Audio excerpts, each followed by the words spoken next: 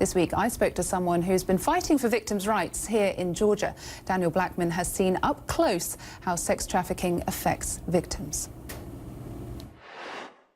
I think the reality is we're in a time where culture is forcing us to address issues that have been kind of connected to the stigma. It's been hard to speak about sexual violence, sexual assault, and human trafficking because we just don't, the images that we have of human trafficking are not what most people are comfortable with talking about.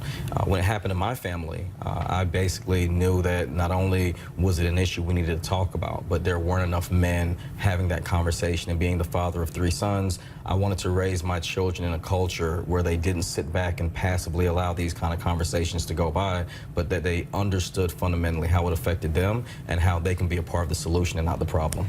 Tell us what happened to your goddaughter. It's a very painful story, I'm sure, for you personally. Well, she unfortunately was in a relationship with a young man that she was very fond of, and over time that relationship went from something very personable to something more deceptive. And unfortunately, most victims of human trafficking are either coerced, they're forced into it, or there are other means that kind of entrap them into the lifestyle. She unfortunately met a young man she put a lot of trust into, and as a result, 4 years of her life were taken away. And you know, we are very fortunate as a family that she was able to be rescued and did not lose her life, but she did lose a child in the process. And unfortunately, she lost all parental rights.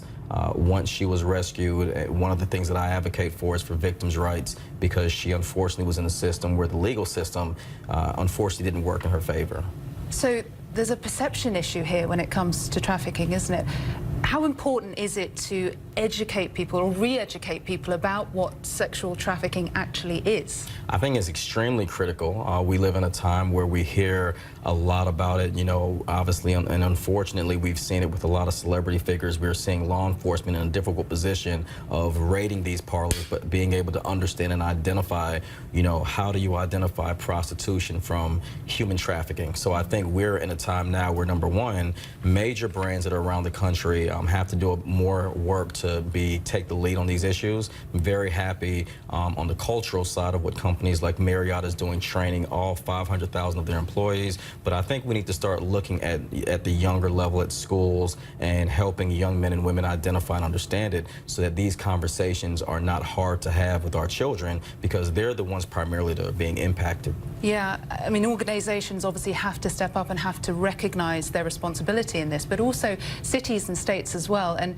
Atlanta, you know, is one of the biggest sex trade cities in the United States. That's correct. What have you been working on with the city of Atlanta to try and help move this problem forward? Well, number one, it's not just with the city of Atlanta. Georgia, unfortunately, has seen it in almost every county throughout our state. But I am very happy with what Mayor Keisha Lance Bottoms is doing with her work in identifying and hiring someone specifically to focus on the issue. One of the biggest things people don't realize is that the sex trade in the city of Atlanta, in Metro Atlanta, has topped $300 million, which is more than the drug trade and the gun trade combined. So we're focusing, one, on bipartisan initiatives. There's a senator here named Renee Utterman who has worked across the aisle with Democrats to pass anti-human trafficking legislation. There was recently a press conference. So the two things we primarily focus on, number one, is legislation that does not re-victimize young women or anyone that is rescued from the lifestyle. But number two, we're working to make sure law enforcement, the airport, the hotel industry, the legislators, the elected officials are in the same rooms, so that we're not having conversations in silo, but we're bringing people together. Just briefly, what would you say to anyone in the world who suspects that they are with or have seen a victim of sexual trafficking? What can they do in that instance? If you see something, say something. I know it sounds cliche-ish, but I think we need to be able to, one, go with our instinct, and if we feel uncomfortable, we should do everything in our power to address the closest law enforcement or any person in authority to try and address the issue. All right, Daniel Blackman, thank you very much for joining us. Thank you. Appreciate it.